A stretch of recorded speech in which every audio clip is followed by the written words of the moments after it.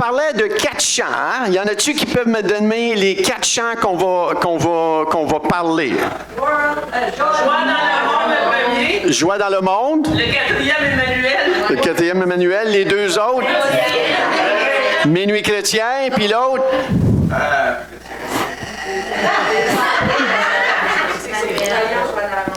Au peuple fidèle. Alléluia. Donc là, vous allez vous en rappeler un petit peu plus des 4 chants. Mais Joy to the World, le chant Joie dans le Seigneur, c'est le cantique le plus publié en Amérique du Nord. Il a été écrit en 1719 par un monsieur du nom Isaac Watts, un pasteur, théologien. Il s'est basé sur le psaume 98. Maintenant, le cantique Joie dans le monde n'était pas destiné à l'origine pour Noël. C'est intéressant de voir ça. Hein?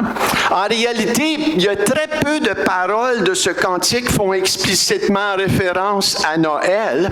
Watts parlait plutôt du second retour de Christ et non son premier.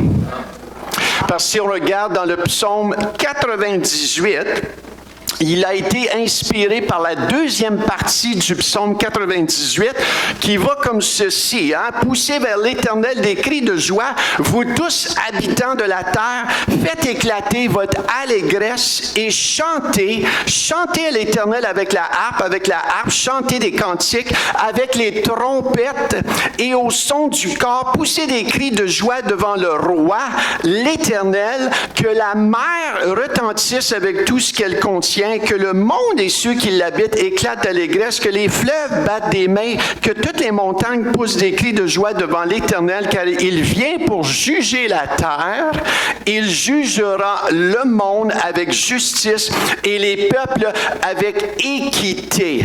Alléluia! On voit ici, c'est vraiment une poussée. Il y a une allégresse pour le retour du Seigneur Jésus, parce qu'il n'est pas venu pour juger la terre, il est venu pour sauver le monde, sa première venue. Mais la deuxième fois qu'il va revenir, on sait qu'il revient bientôt, il va revenir juger la terre. Amen, comme ça le dit ici dans le psaume 98. Pourtant, ce cantique est devenu un hymne populaire de Noël. Et ce que nous voulons ressortir de ce cantique ce matin, on l'a chanté, Joy to the World, Joie dans le monde, il y a une joie, il y a une célébration qui est relâchée de ce cantique, de cet hymne-là. Il y a vraiment une célébration. Et oui, il y a quelque chose à célébrer du retour du Seigneur Jésus. Pourquoi? Parce que lorsqu'il va revenir, il va mettre un terme, alléluia, sur tout le péché, tout le mal, toute l'injustice.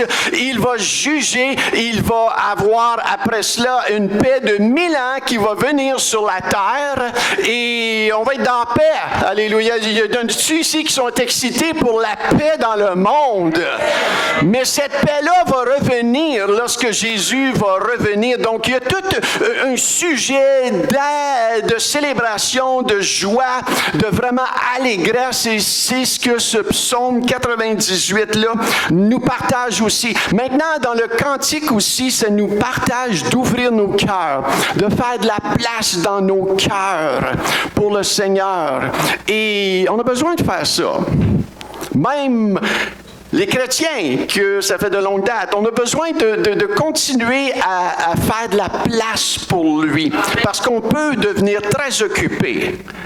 Dans nos pensées, dans nos cœurs, on peut devenir très, très, très occupé. Donc, on veut faire de la place pour le Seigneur Jésus. Amen. Maintenant, on va lire une autre histoire qui nous partage la célébration et la joie maintenant dans sa première venue. Et ça se trouve dans Luc, le chapitre 2, à partir du verset 8 à 14. il y a toute une célébration, il y a toute une joie qui vient de ce passage-là. Maintenant, cette joie et cette célébration-là nous provient du ciel même. Hein? Et si on lit, il y avait dans cette même contrée des bergers qui passaient dans les champs les veilles de la nuit pour garder leurs troupeaux. Et voici un ange du Seigneur leur apparut et la gloire du Seigneur resplendit autour d'eux. Ils furent saisis d'une grande frayeur. Imaginez-vous, hein? J'aurais peur un petit peu moi aussi. Hein? Tout d'un coup, hein, tu es en train de faire quelque chose et il y a un ange qui t'apparaît. Tu as jamais vu un ange jusqu'à ce qu'un ange t'apparaît. Donc, quand un ange t'apparaît, hein, on peut imaginer la frayeur qu'ils avaient, hein, qu'ils ont eue. Et partout dans la Bible, lorsqu'un ange apparaît à quelqu'un, on voit qu'il est rempli de frayeur. Et on voit tout de suite l'ange, hein, il va tout de suite rassurer. Hein, au verset 10, mais l'ange leur dit, « Ne craignez point, car je vous annonce une bonne nouvelle qui sera pour tout le peuple le sujet d'une grande joie. » Tout le monde dit « grande joie. » C'est aujourd'hui dans la ville de David, il vous est né un sauveur qui est le Christ, le Seigneur. Et voici à quel signe vous le reconnaîtrez. Vous trouverez un enfant emmailloté et couché dans une crèche. Hein. Pour ceux qui étaient ici mercredi dernier, on voit que Pasteur Viviane l'a partagé, hein, tout le sens, hein, de cet enfant-là emmailloté. Et si vous voulez savoir, retournez, hein, sur la vidéo qu'on a envoyée cette semaine parce qu'elle explique, hein, tout prophétiquement, tout autour, hein, ce qui se passe de Jésus, hein, parce qu'on emmaillotait les brebis, hein, et la brebis du roi des rois, hein, qui va mourir, hein, comme une brebis, il a été emmailloté. Donc, c'est tout, écoute, ça rouvre vraiment la connaissance ici quand on découvre cela au verset 13. Et soudain, il se joignit à l'ange une multitude de l'armée céleste, louant Dieu et disant, « Gloire à Dieu dans les lieux très hauts et paix sur la terre parmi les hommes qui l'agréent. » Alléluia. Est-ce que vous pouvez répéter avec moi, verset 14. Gloire à Dieu dans les lieux très hauts et paix sur la terre parmi les hommes qui l'agréent. Amen. Il y a toute une déclaration, hein, qui vient du ciel. Il y a toute une joie, une célébration qui est relâchée. Au milieu d'un temps qui est incertain, au milieu d'un temps qui n'allait pas vraiment bien, là, tu sais, dans ces temps-là, on voit que le ciel prend une pause. Hein? On voit que Dieu, il sait comment gérer bien son temps. Il sait comment bien gérer ses émotions. Hein? Il sait comment bien gérer l'atmosphère. Au milieu de tout ce tracas-là, il prend une pause, puis il célèbre. Il manifeste sa joie. Il manifeste une allégresse son fils qui est né, hein, dans une crèche. Es-tu vraiment né dans une crèche? Ah, alléluia. Et on voit, hein, il y a une joie, il y a une célébration. Et c'est important de célébrer. C'est important de savoir célébrer, hein, et de savoir se réjouir dans le Seigneur. Il célébrait quoi? Bien, au verset 11, nous le dit si bien, c'est aujourd'hui, dans la ville de David, il vous est né un sauveur qui est le Christ, le Seigneur. La naissance de Jésus était un moment de joie pour tout le ciel. Et on se demande pourquoi. Pourquoi on a tous un petit peu entendu, hein, de la naissance de Jésus, mais pourquoi c'était si grandiose dans le ciel? On peut se poser cette question-là, mais je vais vous raconter très rapidement pourquoi que c'est une source de joie si grandiose pour Dieu et tout le ciel. Jusqu'à ce moment-là, si on regarde depuis la création du monde, Dieu utilisait, ou c'est-à-dire jusqu'à temps que Adam et Ève pêchent et que la séparation entre Dieu et l'humanité est venue, de ce moment-là, Dieu utilisait des prophètes pour parler aux gens. On voit Moïse, hein, il a élevé des grands hommes et femmes. Moïse, Daniel, qui entendait de Dieu, Samuel, des prophètes qui parlaient pour Dieu au peuple. On voit que Dieu, sa présence, était parmi son peuple par l'intermédiaire d'un tabernacle et un temple. Hein, des demeures qu'il faisait pour être parmi son peuple. Et maintenant, Dieu, on voit que Dieu, d'après l'histoire, son désir, c'est toujours se rapprocher. Il veut se rapprocher de l'humanité. Il veut se rapprocher de toi. Il veut être près de toi. Il veut être proche de toi. Et on le voit, avec les hommes, ils amènent les hommes à parler de lui, mais c'est pas assez bon, ça. C'est un processus, c'est une étape, mais là, il développe une place, un tabernacle, un temple pour habiter, mais encore, c'est pas assez bon. Il veut se rapprocher, il veut être encore plus proche de toi. Et là, il envoie Jésus, il envoie son Fils, Dieu dans la chair. Savez-vous que Jésus est Dieu? Il est Dieu, il a pris la forme d'un homme. Maintenant, il y a plusieurs gens qui vont dire, non, Jésus, c'est pas Dieu, il est devenu un Dieu. Écoutez, pour qu'il meure sur la croix et prendre tes péchés, il devait être parfait, il devait être Dieu. Donc ça règle la question à savoir s'il est Dieu ou il n'est pas Dieu. Il devait être Dieu pour être le sacrifice ultime, parfait, sans tache, pour prendre tes péchés et les miens. Et c'est la seule manière qu'on pouvait être racheté. C'est alors que Dieu lui-même, il a dit, je vais aller, moi, prendre la forme d'un homme, je vais aller mourir à la croix pour l'humanité parce que c'était la seule manière que vous et moi, on parvient au salut. La seule manière, c'est que Jésus est Dieu lui-même. Alléluia. Maintenant, il a dit, je vais envoyer mon Fils. Jésus est venu. Et là, c'est toute une étape là, d'avoir Dieu dans la chair au milieu de nous. C'est toute une progression. Maintenant, Dieu dit, « c'est pas assez bon encore. » C'est fort, ça, hein? Jésus a dit, « Il vous est avantageux que je m'en aille. » Donc, Jésus lui-même, il dit, « Oui, je suis mort sur la croix, je suis ressuscité, mais ce n'est pas la fin. C'est un but, c'est tout en tout, mais il y a une raison pour cela, c'est qu'il y a une progression. Je vais amener quelque chose encore plus profond. Et le péché devait être cloué à la croix. La séparation entre l'homme et Dieu devait être enlevée. Et la seule manière, c'est que c'est Jésus qui devait venir mourir et payer le prix. Jésus a payé le prix. Il a payé ta dette. Il a payé ce que toi tu devais. Il a payé ce que rien d'autre peut payer. Il y a des gens qui vont dire, bien, je suis pas une méchante personne, je devrais peut-être pas, je vais aller au ciel. Peut-être, je suis pas sûr. Mais il y a une manière d'être sûr, c'est que tu réalises qu'il y en a juste un qui peut payer le prix pour que tu sois sauvé. Son nom, c'est Jésus. Son nom est Jésus. C'est lui qui a payé le prix. C'est lui qui a payé la dette. C'est lui qui a été maudit afin que tu ne sois pas maudit. C'est lui qui a pris tous tes péchés.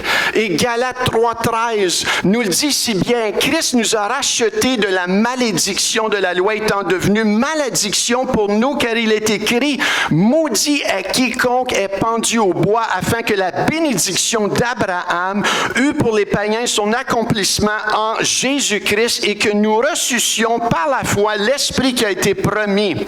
Alléluia! Il a été mort, il a été cloué à la croix afin que nous soyons pardonnés, afin que nous soyons justifiés, afin que nous soyons rachetés racheté et réconcilié avec Dieu. Et c'est pour cela, ça c'est vraiment le terme que Dieu voulait amener, c'est qu'il ne voulait plus habiter dans la forme d'un édifice ou habiter ou parler au travers d'un prophète. Maintenant, il veut venir habiter dans la personne qui ouvre son cœur, qui confesse ses péchés et qui se réconcilie avec lui par le Seigneur Jésus-Christ. Maintenant, la demeure de Dieu n'est plus dans un bâtiment, mais dans la personne qui est réconciliée, pardonnée et née de nouveau par l'Esprit du Seigneur. Et là, il habite dans le chrétien.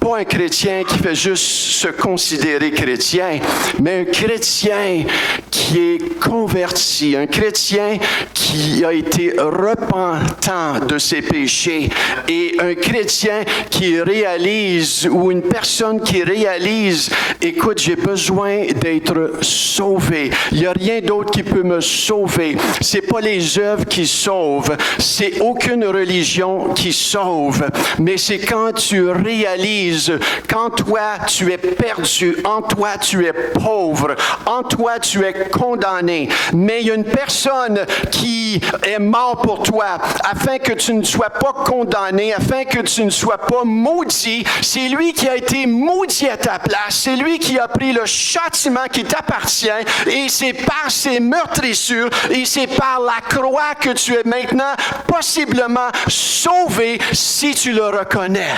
Amen. Si tu le reconnais. Il y a juste un chemin, une vie, une vérité qui peut te sauver ce matin. C'est la bonne nouvelle de l'Évangile. S'il y a quelque chose que tu peux ressortir de ce Noël, c'est de réaliser et de recevoir le plus beau cadeau qui existe. C'est Jésus-Christ lui-même.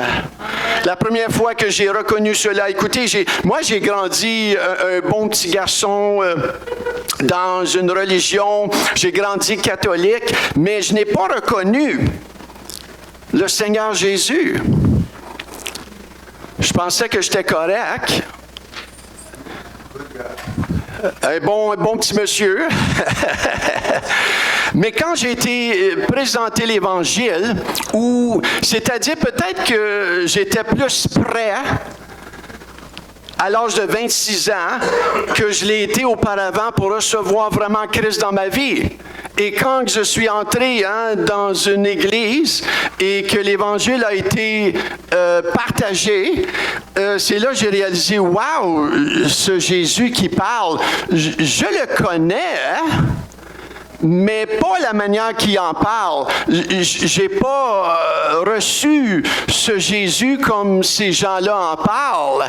Et lorsque j'ai ouvert mon cœur et je l'ai vraiment reçu et que ma vie elle a changé, c'est là que j'ai réalisé, wow, le Seigneur veut être pas mal plus proche que je pensais. Il veut habiter en toi, il veut habiter en moi. Et de cet accès-là, quand on le reçoit, quand il vient habiter en nous, la parole nous dit que nous devenons un enfant de Dieu. Nous sommes nés de l'Esprit. Nous sommes devenus enfants de Dieu. Je ne suis pas né dans le monde un enfant de Dieu, je suis né dans le monde un pécheur, séparé de Dieu. Mais quand que je me suis repenti et je l'ai reçu dans ma vie, alléluia, il a fait de moi un enfant de Dieu. Et Romains 8,15 le dit si bien, vous n'avez point reçu un esprit de servitude pour être encore dans la crainte, mais vous avez reçu un esprit d'adoption par lequel nous crions « Abba Père », alléluia. « Abba Père, mon Père dans les cieux ». Mon Père dans les cieux, et ça, c'est tout un travail du Saint-Esprit. C'est pas quelque chose que tu as mérité. Tu ne peux pas mériter cela. Tu peux simplement le recevoir par grâce, au moyen de la foi. C'est au moyen de la foi. Merci Seigneur. Merci Jésus que tu as fait cela. Merci Jésus que tu es mort pour moi. Et un jour, les apôtres reviennent tout excités. ils disent à Jésus, « Seigneur, même les démons nous sont soumis. » Et on voit que le Seigneur les ramène un petit peu à l'ordre et il se réjouit avec eux autres de voir les miracles et de voir tout cela se passer. Mais il dit, « Réjouissez-vous de ce que vos noms sont écrits dans le livre de la vie. » Pour une personne qui est sauvée, née de nouveau, vous savez, la chose la plus extraordinaire qu'on peut remercier le Seigneur, c'est que nos noms sont écrits dans le livre de la vie. Ton nom est écrit dans le livre de la vie. Et lorsqu'un jour tu vas passer de ce monde au monde prochain, alléluia, tu vas être reçu, bienvenu comme un enfant de Dieu. Passer l'éternité avec le Seigneur et dans sa présence. Ça, c'est toute une bénédiction, n'est-ce pas? Toute une bénédiction. Est-ce qu'on peut dire merci Seigneur pour le salut, c'est précieux?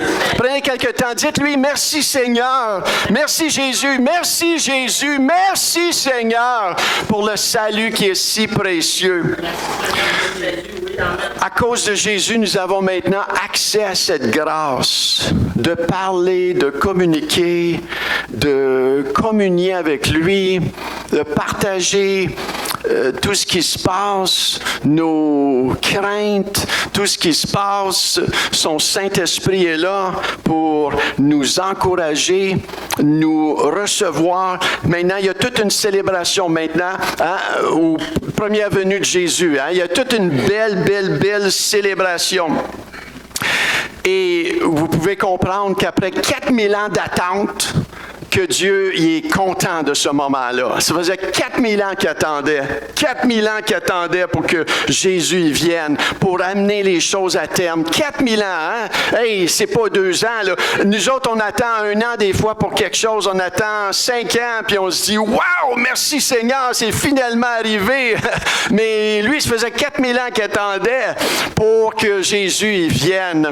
Et il y a encore un excitement dans le ciel qui se fait pour le retour du Seigneur Jésus. Maintenant, il y a une autre parabole dans les évangiles qui nous parle d'une grande célébration aussi. Et c'est l'histoire du fils prodigue. Connaissez un petit peu l'histoire du fils prodigue? Oui. Hein? Il y a un père, n'est-ce pas?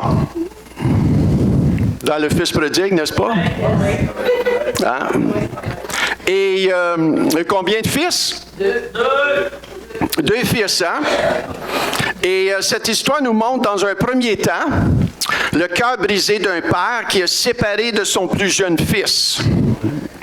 Et on peut, des fois, vivre ces moments-là, n'est-ce pas? Avec nos enfants. On peut ressentir un cœur brisé comme le père dans cette parabole-là vivait. Il était brisé. Dans un deuxième temps, on voit qu'il y a une joie parce que le père est tout en train de célébrer, il est joyeux parce que son fils il est revenu. Et on serait joyeux nous autres aussi, si on serait réconciliés avec nos enfants. Donc, je vais lire cette histoire. Ça se trouve dans Luc, le chapitre 15, versets 11 à 24. Donc, s'il y en a qui ont leur Bible, tournez avec moi. Je vais lire ce passage-là. Il dit encore, un homme avait 2 fils. Le plus jeune dit à son père, « Mon père, donne-moi la part de bien qui doit me revenir. » Et le père leur partagea son bien. Peu de jours après, le plus jeune fils, ayant tout ramassé, partit pour un pays éloigné où il dissipa son bien en vivant dans la débauche. Donc, on voit ici le fils ne veut plus rien savoir de son père. Il dit, donne-moi mon héritage, puis je m'en vais faire ma vie, puis je vais vivre selon ce que je veux, puis il n'y a pas personne qui va me dire quoi faire. Donc, je suis sûr que peut-être vous avez fait ça. Peut-être qu'un de vos enfants vous a fait ça, qui n'est pas trop la joie, mais quand même, c'est quelque chose de réel.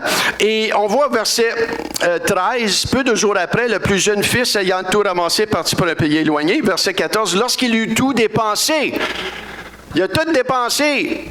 parles un beau cave. Il a tout dépensé. Une grande famine survint dans ce pays. J'aurais fait pire, j'aurais fait la même chose, j'aurais tout dépensé, moi, comme j'ai déjà fait. Et il commençait à se trouver dans le besoin. Il allait se mettre au service d'un des habitants du pays qui l'envoyait dans ses champs garder les pourceaux. Imagine, il est rendu tellement dans la famine, tellement perdu, tellement pris qu'il s'en va travailler dans les champs, garder les pourceaux. Il vient d'une famille riche, là, lui, là. Mais là, il est tellement pauvre, tellement orgueilleux, hein, encore dans son orgueil, il dit je vais aller travailler dans un champ. Et verset 16, oh, là, il y a quelque chose qui se passe. Il aurait bien voulu se rassasier des carouges que mangeaient les pourceaux, mais personne ne lui en donnait. Imagine-toi, il était prêt même là. Il y avait tellement une famine qui est tombée sur ce temps-là, qu'il était prêt à manger les carouges qu'on donnait aux pourceaux. Et là, au verset 17. Vous savez, quand on tombe dans un bas fond, des fois, c'est bon. Quand notre orgueil mange un petit peu une claque, c'est très bon, ça. Et on a besoin, oui, de ça. Et au verset 17, ça dit, « Étant rentré en lui-même, il se disait, combien de mercenaires chez mon père ont du pain en abondance, et moi ici, je meurs de faim. » Donc là, il réalise qu'à la maison, c'est pas, pas aussi pire que je pensais, là. Au verset 18, « Je me lèverai, j'irai vers mon père, et je lui dirai, mon père, j'ai péché contre le ciel et contre toi. Je ne suis plus digne d'être appelé ton fils. Traite-moi comme l'un de tes mercenaires. » Au verset 20, il se leva et alla vers son père. Comme il était encore loin, son père le vit et fut ému de compassion. Il courut se jeter à son cou et le baisa. Le fils lui dit, « Mon père, j'ai péché contre le ciel et contre toi. Je ne suis plus digne d'être appelé ton fils. » Mais le père dit à ses serviteurs, « Apportez vite la plus belle robe et l'en revêtez. Mettez-lui un agneau au doigt et des souliers aux pieds. Amenez le veau gras et tuez-le. Mangeons et réjouissons-nous, car mon fils que voici était mort, il est revenu à la vie. Il était perdu, il est retrouvé. » Et ils commencèrent à se réjouir. Hein? C'était le party. Mon fils est revenu. Mon fils est revenu. On voit ici, hein, il part, il dépense tout, il fait le fou, et là il réalise, boy, combien de mercenaires mangent chez mon père. Il revient voir le père, il dit, j'ai péché contre toi et contre le ciel. Et avant même qu'il puisse ouvrir sa bouche, le Père, il se réjouit. Le Père l'a vu de loin. Le Père, il est accouru vers lui. Et c'est là la partie extraordinaire. L'amour et la compassion du Père. On voit ici, c'est une parabole que Jésus explique. Une parabole de deux fils. Un fils qui est perdu. Un fils qui va tout dépenser. Un fils qui fait sa vie toute seule. Un fils qui réalise qu'il n'a pas besoin du Père. Parce que le Père qui est décrit ici par le Seigneur Jésus-Christ, c'est Dieu lui-même qui attend aux gens. Et combien aujourd'hui de gens vivent leur propre petite vie, mais dans le fond, s'ils sont honnêtes avec eux-mêmes, ils vont réaliser qu'il y a quelque chose qui me manque. Il y a un vide qui me manque. Et ce vide, c'est quoi? C'est que tu ne peux pas vivre ta vie séparée du Créateur. On a tous été créés par un grand Créateur. Et il n'y a rien qui peut remplir le vide. Il n'y a rien qui peut enlever ce cœur de pécheur que tu as. Sauf que lorsque tu viens à Jésus-Christ, c'est lui qui est mort pour toi. C'est lui qui a pris ton péché. C'est lui qui a pris ta misère. C'est lui qui a tout pris afin que tu aies maintenant une relation personnelle avec le Dieu vivant. Et c'est là que lorsque le Fils revient, le fils le plus jeune revient. Il y a toute une célébration. Maintenant, il y a tout un enseignement aussi du plus vieux fils. Parce que lorsque Jésus parlait, il expliquait cette parabole-là, il parlait aux pharisiens du temps, il parlait aux religieux du temps. Il leur expliquait cette parabole-là pour les faire réaliser la volonté de Dieu et le plan de Dieu et le battement du cœur du Père. C'est de sauver les gens et de ne pas être religieux et de voir les gens du dehors comme des des gens tout croche dans le sens qu'ils sont rejetés de Dieu. Dieu ne rejette pas personne. Malgré ce que tu as fait ce matin, tu peux avoir fait le pire péché. Dieu est prêt à te prendre et te pardonner par son Fils Jésus. Alléluia. Et ça, c'est la bonne nouvelle de l'Évangile. La partie la plus extraordinaire, c'est le cœur du Père, la compassion du Père. Il n'a jamais perdu espoir et encore aujourd'hui, il ne perd pas espoir. Pour quiconque veut venir à lui, tu peux venir à lui. Au verset 20, comme il était encore loin, son père le vit, il fut ému de compassion. Il courut se jeter à son cou et le baisa. Et là, il y a toute une célébration, versets 22-24. Le père dit au serviteur, apportez vite la plus belle robe. Il vient de dépenser tout. Le Fils, il a gaffé, il a tout dépensé. Nous, si ce serait nous, on lui dirait, ben, tu vas aller coucher dans le garage pour un temps, là. Hein? On va te faire payer un petit peu, on va te faire souffrir un petit peu.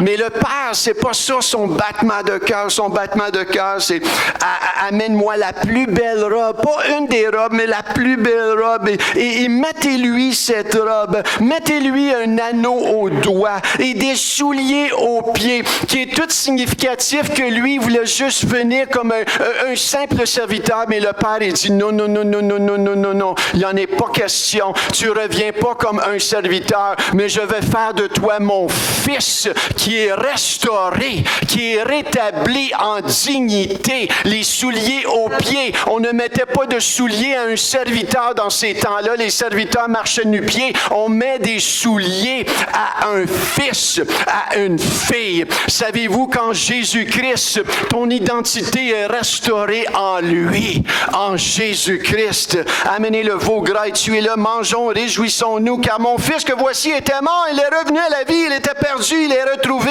ils commencèrent à se réjouir. Alléluia. Savez-vous que lorsqu'il y a une âme qui vient au Seigneur, il y a toute une réjouissance qui se fait dans le ciel. Quand tu es venu au Seigneur, il y a toute une réjouissance qui se fait dans le ciel durant le temps des fêtes, lorsque tu vas fêter avec des gens et que peut-être il y a une ouverture pour l'Évangile qui va se faire. Peut-être bien que cette personne-là, tu vas avoir l'occasion de prier avec elle et l'amener à la repentance et recevoir le Seigneur Jésus pour la première fois. Si ça se passe, il va y avoir un party dans le ciel. Alléluia. On veut s'attendre à des nouvelles naissances. On veut s'attendre que des gens au milieu de nous, le Seigneur va les amener pour qu'ils soient sauvés. Et vous pouvez les conduire à cela. Pas obligé d'attendre de les amener à l'église. Attends pas. Prie avec eux autres.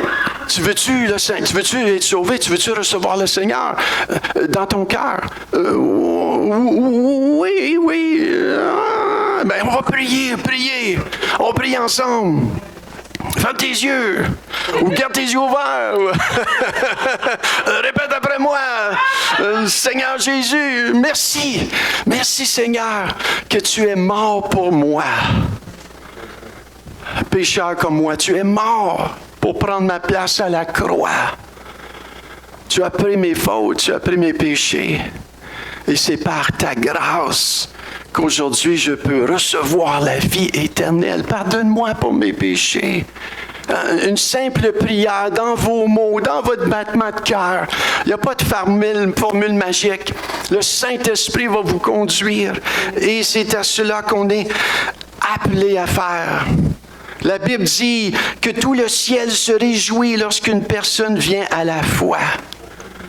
Jésus-Christ, c'est la raison de Noël. Jésus-Christ est le chemin, la vie, la vérité. Maintenant, pas juste entendre de Jésus, mais recevoir Jésus. Le recevoir dans ton cœur. Est-ce qu'il vit dans ton cœur? Est-ce qu'il vit dans ton cœur? Le chant « Joie dans le monde » qui est basé sur le psaume 98 nous montre qu'il va revenir bientôt Jésus va revenir bientôt. On ne sait pas quand. Mais il y a une trompette qui va sonner. Et au son de l'archange, hein, le Seigneur va revenir, mettre un terme. Et ça peut être plus vite que tu penses. Et il y a toute une jouissance pour ça. Il y a toute une joie pour cela. Aussi, la joie et la célébration de sa première venue, comme qu'on a parlé ce matin, nous montre que Dieu met de l'importance sur la célébration. Célébration. Partez comme Dieu, pas comme le monde. Hein?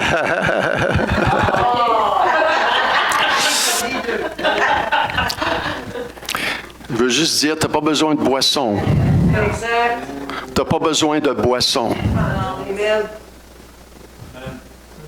Tu n'as pas besoin de boisson pour célébrer dans le Seigneur. Quand tu connais le Seigneur, tu n'as plus besoin de boisson. Quand tu connais le Seigneur, il te remplit d'une joie. Il te remplit de sa joie. Vous savez, ceux qui se saoulent la face, c'est pour sentir la joie. C'est pour être dans le party. Hein? Écoutez, là, j'ai fait la fête longtemps.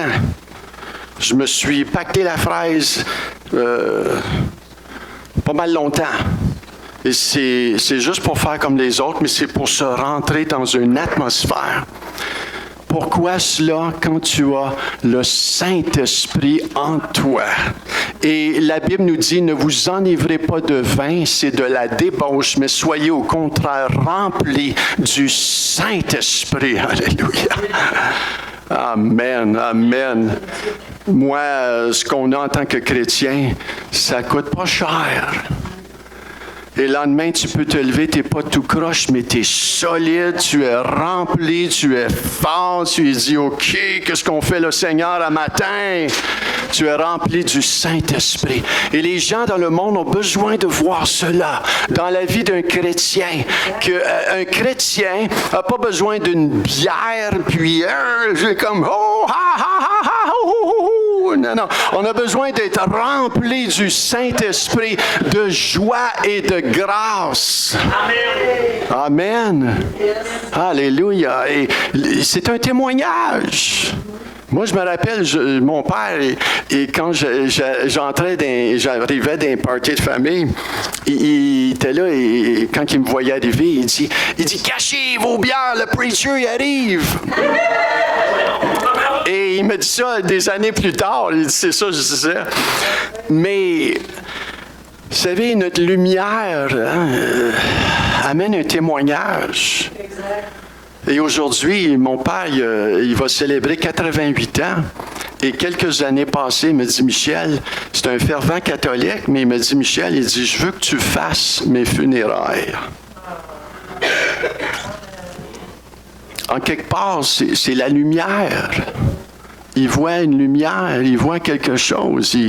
Il peut-être ne peut pas l'expliquer, mais il voit quelque chose. Ta lumière, elle est très importante. Très importante. Et si tu ne bois pas durant un party, ça fait jaser le monde. Alléluia! Tant mieux! Alléluia! Ça te donne une porte pour partager l'Évangile. Tu dis, pourquoi tu ne bois pas? Hey, écoute, moi, le vin que je bois ne vient pas de ce monde, mais vient du ciel. C'est quoi tu veux dire? Bien, là, tu ouvres une porte pour évangéliser, pour parler du Seigneur. Alléluia. Vous voulez une porte pour évangéliser? Faites pas ce que le monde fait, puis ça va poser des questions. Amen. Donc ici, pour terminer, il y a toute une joie au ciel. Il y a toute une célébration qui se fait au ciel. Nous enseigne, pour terminer, l'importance de savoir s'arrêter pour se réjouir et célébrer. Dieu et les anges prennent une pause dans le ciel pour célébrer la venue du Seigneur Jésus.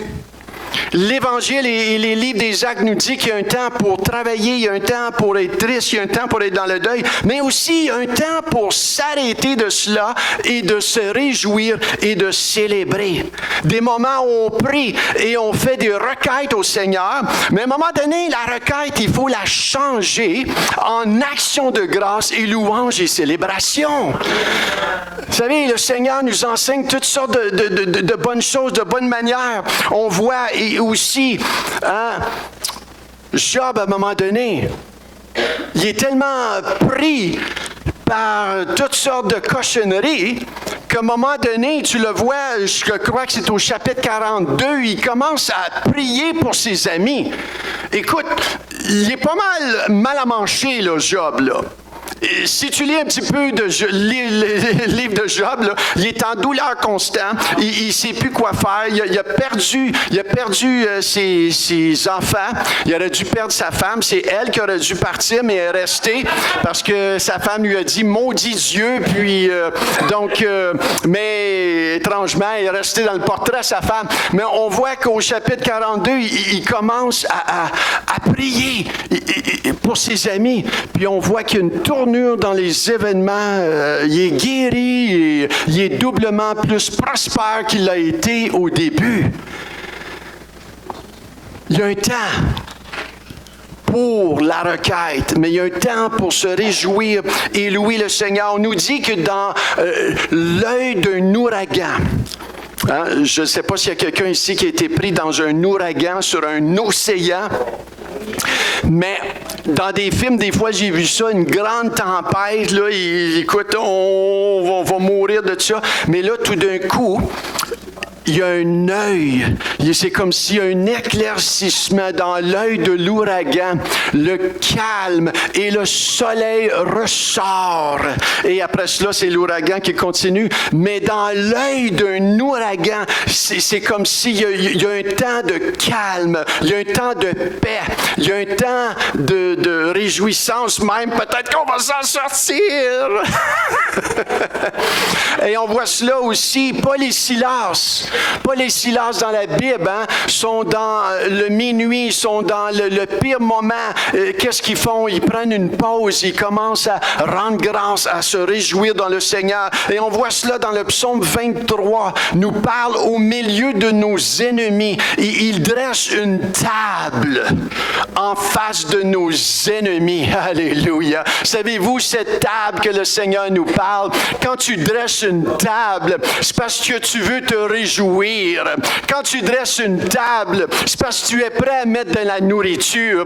Quand tu dresses une table, c'est parce qu'il y a des bonnes choses. Et le Seigneur, au milieu de l'ennemi, alléluia, il sait comment se réjouir, il sait comment mettre tout ça sur pause et dire, on va se réjouir au milieu de nos ennemis. Il y a un moment, alléluia, qu'on donne nos requêtes à Dieu, mais un moment où on célèbre et on se réjouit. Et on voit que Paul et Silas ont été délivrés de la prison.